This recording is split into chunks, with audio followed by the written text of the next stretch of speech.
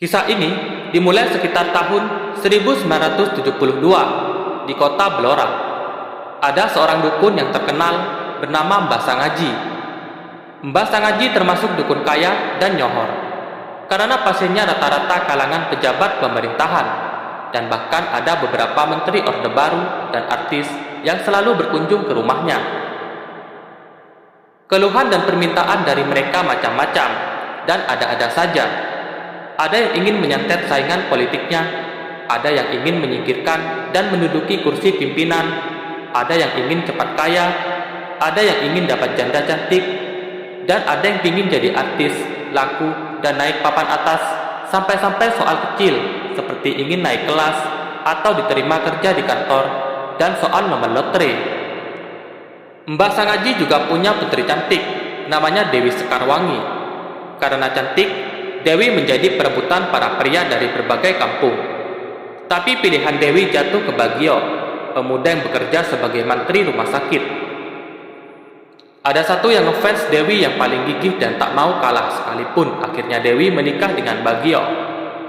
Sang penggemar berat itulah adalah Alfian. Dengan berbagai cara, ia mencoba membuat hati sang idaman jatuh hati. Suatu hari, sang dukun Mbah Sangaji mengalami sakit parah dan tak terobati. Ia lalu berpesan pada putrinya agar berhati-hati dan menjauhi Alfian, karena ia akan berbuat apa saja demi mendapatkan dirinya. Sesudah itu, Mbah Sangaji wafat dan dikebumikan di hutan jati di tahun 1973. Setelah kematian ayahnya, kini kesempatan Alfian memfitnah Dewi sebagai penerus dukun teluh yang telah meneluh keluarganya hingga ada yang tewas muntah darah. Fitnahan itu dibuat karena Dewi tidak mau menerima cintanya. Masyarakat yang termakan fitnahan Alfian segera menggeruduk ke rumah Dewi dan menyeretnya ke tengah hutan jati. Masyarakat desa Manuk Ireng sekarang berani berbuat sewenang-wenang semenjak Mbah Sangaji mati. Di dalam hutan, Dewi diikat dan disiksa hingga akhirnya tewas mengenaskan. Setelah kematian Dewi, keluarga besar Alfian pergi meninggalkan desa Manuk Ireng dan pindah jauh ke Sumatera. Semenjak kematian Dewi, rumahnya yang besar dan mewah yang terletak di seberang kuburan hutan jati ini selalu kosong dan angker. Sering orang melihat penampakan Dewi berbentuk pocong melompat-lompat mondar-mandir menaiki tangga atau keluar masuk rumah. Dan yang membuat terenyuh adalah hampir setiap hari ada kecelakaan dan mati di depan persis rumah milik Dewi itu. Ustadz Soleh sudah bekerja hampir 5 tahun menjadi penggali kuburan. Tapi lelaki penggali kuburan ini tidak mengetahui persis kejadian masa lalu, karena kejadian itu berlangsung sekitar tahun 1972 hingga akhir 1974, jauh sebelum Ustadz Soleh bekerja sebagai penggali kubur di perkuburan jati hutan area selatan. Sedangkan area pekuburan keluarga dukun Mbah Sangaji terletak di ujung utara, di mana terletak kuburan orang-orang tempo dulu. Kuburan di area utara kurang terurus, sudah banyak ilalang tumbuh di sana-sini. Sedangkan penjaga kuburannya sudah sangat tua dan sakit-sakitan. Beberapa hari kemudian, seorang calo rumah mencari Ustadz Soleh untuk mengusir dan memindahkan hantu penunggu rumah tua itu. Ada yang mau beli rumah ini, tapi takut karena angker. Jadi beliau minta hantu penunggunya dipindahkan dulu, Pak Ustadz. Pak minta Daryo, perantara rumah. Insya Allah akan saya coba nanti malam, kata Ustadz Soleh sambil mengangguk ragu.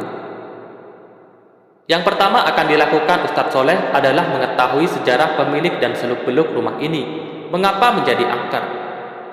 Ia harus mengadakan semedi dulu untuk berkomunikasi dengan sang penunggu yang kasat mata. Ustadz Soleh ingin mengetahui apa kemauan dari sang penunggu. Apakah sang penunggu hanya cuma usil, ingin sekedar menduduki rumah ini, atau ada dendam yang belum terbalaskan dari sang ahli waris pemilik rumah ini, sehingga jin yang dulu selalu mengikuti almarhum ikut mewakili sakit hatinya. Ustadz Soleh mulai memasuki rumah kosong berlantai 2 itu sekitar jam 1 malam, saat dimana sepi, semua insan sedang tidur nyenyak. Di luar nampak halamannya penuh berserakan daun-daun dari pohon-pohon yang tumbuh tak terawat, diselingi dengan ilalang yang tumbuh tinggi. Suasana di dalam rumah banyak debu, sarang laba-laba bergantungan di mana-mana. Tanpa banyak membuang waktu, lelaki berambut gondrong itu segera menggelar tikar dan duduk bersila di atasnya. Matanya terpenjam sambil memanggil sang penunggu. Wahai jin korin yang menunggu dan menyerupai keluarga Mbah Sangaji dan keturunannya, aku datang kemari ingin mengetahui apa maumu, sehingga bertahun-tahun mengganggu para pemakai jalan raya dan menakuti orang yang hadir di rumah ini. Tak berselang lama, angin dingin menusuk tulang, entah datang dari mana, mulai dirasakan Ustadz Soleh. Di kejauhan suara lolongan anjing pun mulai terdengar pilu, seakan ingin menceritakan masa lalunya yang pahit dan mengerikan. Ranting-ranting pohon di luar bergemetaran, seakan-akan ada dari luar yang ikut terusik dan mulai masuk ke dalam rumah. Terdengar dari belakang Ustadz Soleh langkah-langkah kaki bersandal menuruni tangga. Plak, plak, plak. Tiba-tiba suara-suara yang awalnya berisik berubah perlahan menjadi mengiringi bercampur tawa. Suara itu bergaung memanggil namanya hingga berkumandang di dinding-dinding, bergema di dalam rumah yang puluhan tahun telah kosong. Soleh, Soleh, Soleh, Soleh, apa yang kamu mau dari kami? Suara itu terdengar sepertinya lebih dari satu. Hihihi. Mengapa engkau menempati rumah ini dan mengganggu para pengguna jalan? Tanya Ustadz Soleh dengan tenang tanpa sedikit pun rasa takut. Aku benci penduduk desa ini.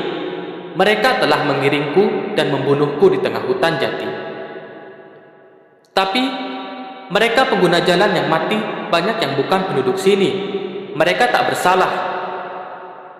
Tak lama di depan Ustadz Soleh mulai terlihat bayang-bayang cahaya yang memperlihatkan kejadian adegan demi adegan kehidupan keluarga Mbah Sangaji yang penuh harmonis, disusul peristiwa kematian Mbah Sangaji dan diakhiri dengan kejadian Sang Dewi diseret oleh Alfian dan warga desa Manuk Ireng ke hutan jati, dan gadis yang akan menikah ini disiksa hingga merenggang nyawanya. Ustadz Soleh disuguhkan bayangan gambar peristiwa masa lalu, persis kayak di layar TV.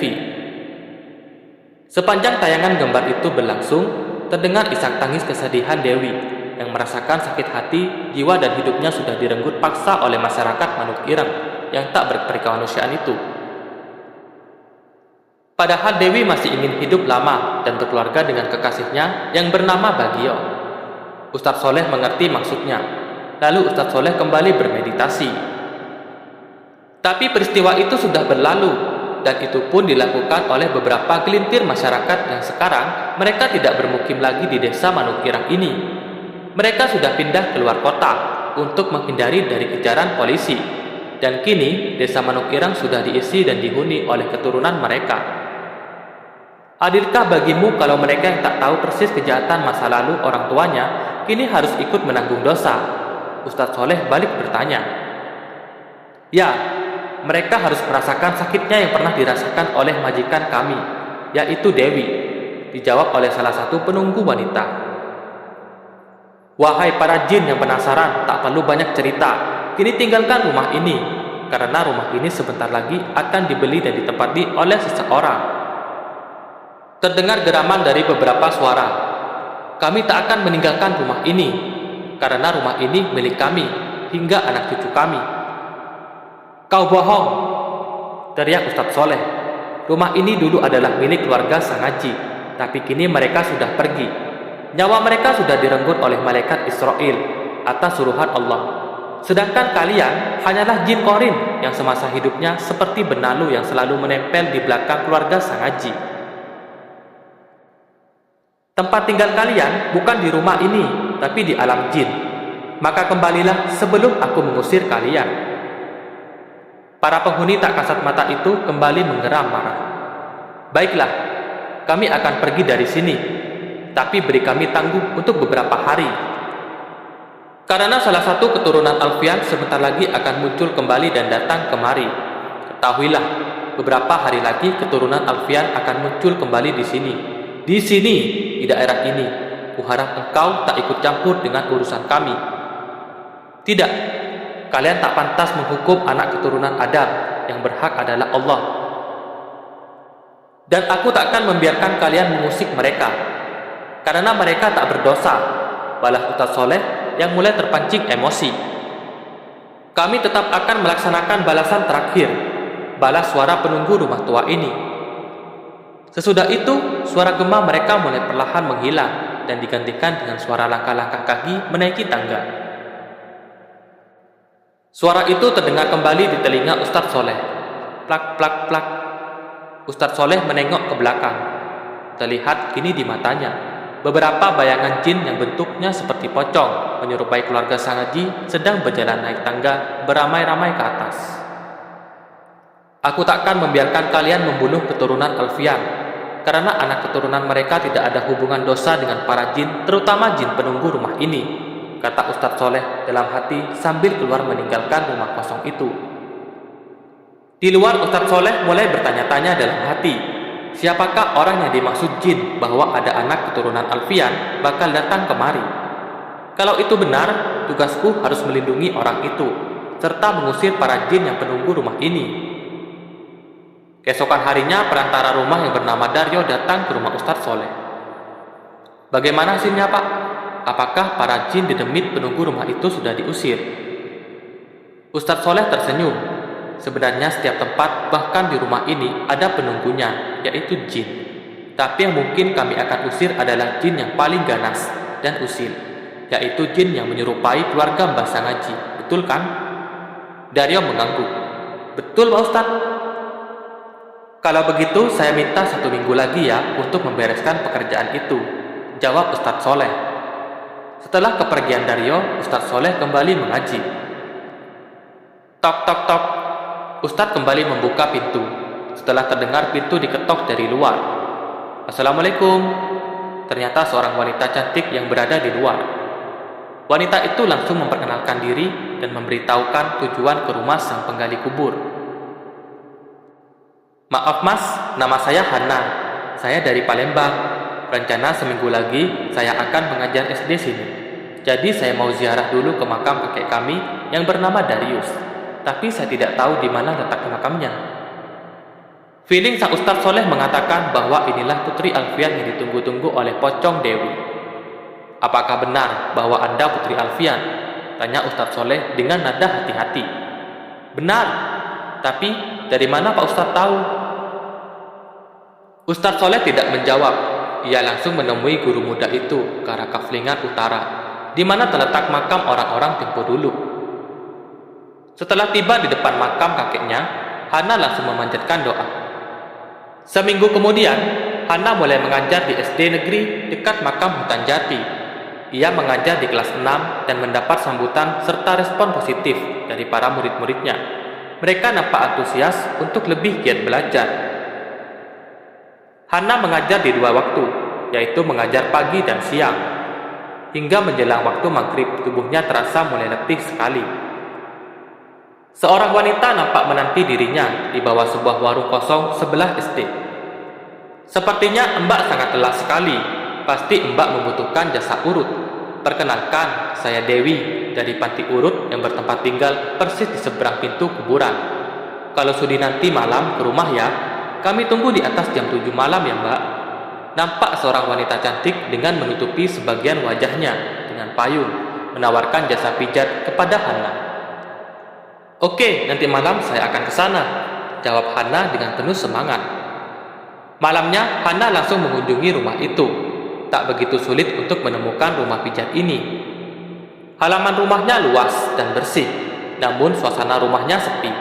Di depan pintu tertulis tukang urut untuk segala penyakit. Krek. Tiba-tiba pintu rumah mulai terbuka tanpa ada seseorang yang ada di belakang pintu. Bulu kuduk Hana langsung berdiri. Di dalam hanya ada sebuah dipan dan selembar karpet tua kusam. Pintu kembali tertutup. Brak. Lampu pun mati semua. Yang ada hanya cahaya rembulan yang masuk melalui kaca jendela. Hana kaget saat puluhan tubuh berkain putih melompat-lompat menuruni tangga. Jantung dan asma Hana mulai kumat. Ia susah untuk bernafas, apalagi melihat wanita yang ditemui tadi kini sudah berubah wujudnya menjadi pocong. Hihihihi. Kau tahu mengapa kami undang kemari? karena ayahmu telah memfitnah dan membunuhku di hutan jati ini. Kini saatnya balas dendam untuk keturunan Alfian. Hihihihi. Tubuh Hana mulai merosot ke lantai dengan seluruh tubuh menggigil. Ia merasa maut tak lama akan menjemputnya. Namun tanpa diduga, sesosok laki-laki tak lain adalah Ustadz Soleh mendobrak masuk dan langsung tangannya menepuk punggung guru cantik itu. Bangun, insya Allah kamu kembali sehat. Aneh, kini tubuhnya kembali sehat. Sakit jantung dan asmanya tak terasa lagi. Kau ikut campur lagi? Pocong Dewi nampak marah. Matanya mulai mengeluarkan sinar kemerahan mengarah ke tubuh sang Ustadz. Ustadz Soleh langsung merapal zikir sore bercampur dengan ayat kursi. Sambil merapal bacaan terus-menerus, tangan sang Ustadz segera menyemburkan air ke berbagai arah dari kendi yang baru dibawanya. Terlihat api melayang-layang membakar para pocong. Bau hangus dan asap mulai terlihat mengepul. Suara jeritan kesakitan mulai terdengar bersahutan. Akhirnya para pocong pun berubah menjadi cahaya dan terbang ke arah pemakaman hutan jati dan menghilang ke arah utara. Ah, aku terbakar, panas. Dan terakhir kalinya pocong Dewi terbakar hingga lumat menjadi debu. Terima kasih Pak Ustadz, aku tak bisa membayangkan bagaimana bila tadi Pak Ustadz terlambat datang, ucap Hana dengan pandangan penuh makna. Beberapa minggu kemudian, rumah keluarga Mbak Sangaji pun laku terjual, dan kejadian kecelakaan di depan rumah pun nyaris tak ada lagi. Keadaan kini kembali aman.